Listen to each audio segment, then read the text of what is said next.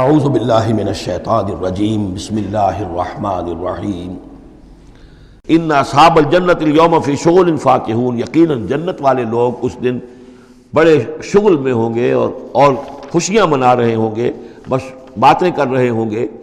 ہم وازواجہم فی ظلال علی الارائک متکئون، وہ اور ان کی بیوییں وہ سایوں کے اندر، درختوں کے سائے میں بیٹھے ہوں گے، علی الارائک کے تختوں پر بیٹھے ہوئے، ٹیک لگائے ہوئے۔ لہم فیہا فاکہۃ، ان کے لیے وہاں تمام میوے ہوں گے، وَلَهُم مَا يَدَّعُونَ، اور ان کے لیے ہر وہ شے جس کا وہ آرڈر دیں گے، جو چیز طلب کریں گے حاضر کر دی جائے گی۔ سلام قولا من رب الرحیم، اور رب رحیم کی طرف سے سلام آتا رہے گا، اللہ کی طرف سے ان کے لیے سلامتی کے پیغام آتے رہیں گے۔ وَامْتَازُوا الْيَوْمَ أَيُّهَا الْمُجْرِمُونَ، اور کہہ دیا جائے گا کہ اے مجرموں، اے کافروں، اے مشرکوں، اب تم ذرا علیحدہ ہو جاؤ۔ وَامْتَازُوا الْيَوْمَ، علیحدہ ہو جاؤ۔ الم احد الیکم یا بنی آدم لا تعبدوا الشیطان، اے آدم کی نسل، اے آدم کی اولاد، کیا میں نے تم سے یہ وعدہ نہیں لے لیا تھا کہ شیطان کی بندگی مت کرنا؟ انہ لکم عدو مبین، وہ تمہارا کھلا دشمن ہے۔ وان اعبدونی، اور میری ہی بندگی کرنا، ھذا صراط مستقیم، یہ ہے سیدھا راستہ۔ ولقد اضل منکم جبلا کثیرا، اور اس نے تو تمہاری بہت بڑی تعداد کو، بڑی خلقت کو گمراہ کر کے لے گیا۔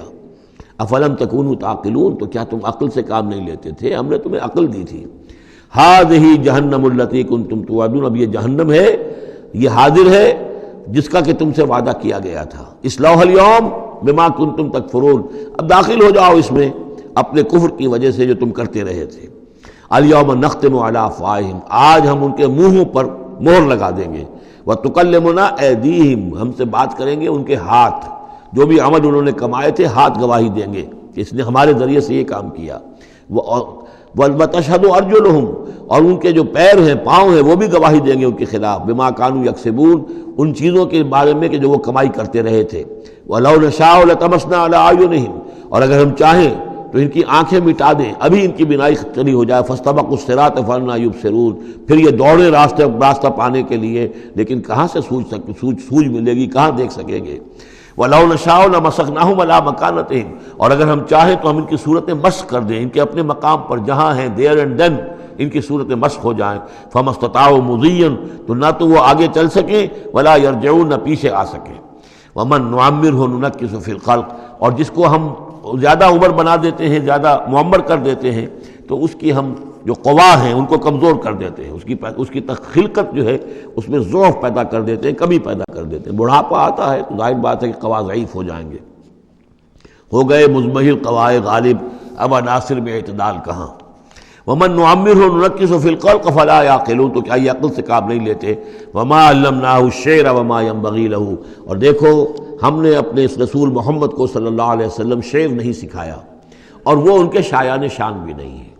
وہ جو سورہ شعراء کے آخر میں آیا تھا، وَالشُّعَرَاءُ يَتَّبِعُهُمُ الْغَاوُونَ أَلَمْ تَرَ أَنَّهُمْ فِي كُلِّ وَادٍ يَهِيمُونَ إِنَّهُمْ يَقُولُونَ مَا لَا يَفْعَلُونَ، تو اگرچہ اس میں استثناء بھی ہے لیکن عام قاعدہ کلیہ یہی ہے۔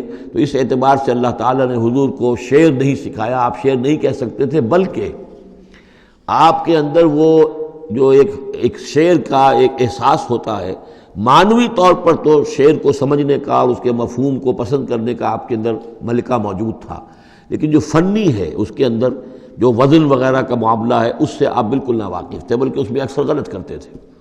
آپ شعر پڑھتے تھے تو کہیں نہ کہیں سکتہ ہو جاتا تھا، جیسے آپ دیکھتے ہوں گے بہت سے لوگ ہیں شعر یاد انہیں بہت ہوتے ہیں، لیکن وہ شعر کی مناسبت نہیں ہوتی تو پڑھتے غلط ہیں۔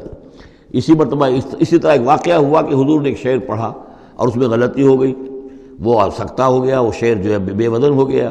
تو حضرت ابو بکر مسکرائے، انہوں نے کہا انی اشہد انک رسول اللہ، میں گواہی دیتا ہوں آپ اللہ کے رسول ہیں، یعنی اللہ نے فرمایا ہے کہ آپ کو شعر نہیں سکھایا اللہ نے، تو گویا کہ اس کا مجھے ثبوت مل گیا کہ آپ واقعتاً شعر کے اس اعتبار سے فنی جہاں تک تعلق ہے، اس کا ذوق جو ہے وہ اللہ نے آپ میں پیدا ہی نہیں کیا۔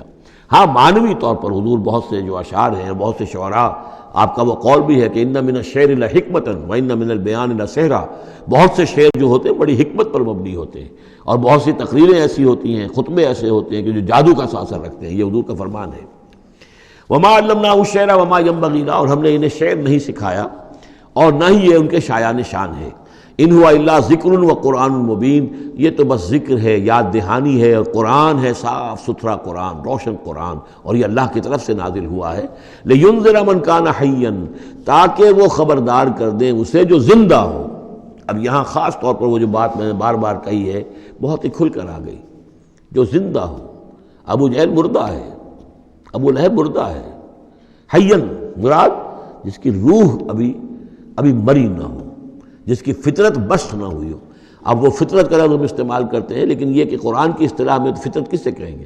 وہی جو روح انسان کے اندر پھونکی گئی ہے، یا تو خلقت ہے اور یا فطرت ہے۔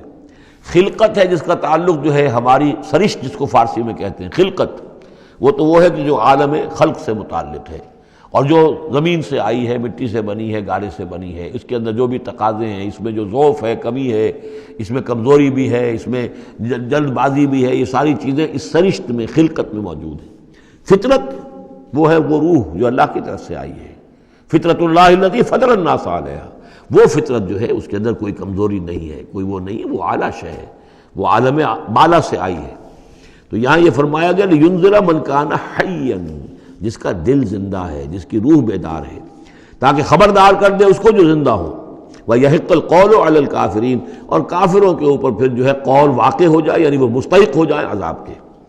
أَوَلَمْ يَرَوْا أَنَّا خَلَقْنَا لَهُم مِّمَّا عَمِلَتْ أَيْدِينَا أَنْعَامًا فَهُمْ لَهَا مَالِكُونَ، کیا انہوں نے غور نہیں کیا کہ ہم نے ان کے لیے چوپائے بنا دیے اپنے ہاتھوں سے، ہم نے بنائے ہیں، مما عملت ایدینا، اپنے ہاتھوں کی بنائی ہوئی چیزوں سے ہم نے ان کے لیے جانور پیدا کر دیے، فہم لہا مالکون، جن کے اب یہ مالک بنے پھرتے ہیں۔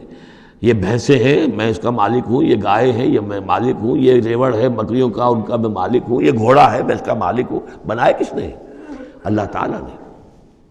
اولم یروا انا خلقنا لهم مما عملت ایدینا، تخلیق تو ہماری ہے، انعامن چوپائے بنائے ہیں، فہم لہا مالکون، وہ اس کے مالک ہیں، وَذَلَّلْنَاهَا لَهُمْ فَمِنْهَا رَكُوبُهُمْ وَمِنْهَا يَأْكُلُونَ، اور ہم نے ان کو مطیع کر دیا ہے، مطیع فرمان کر دیا ہے۔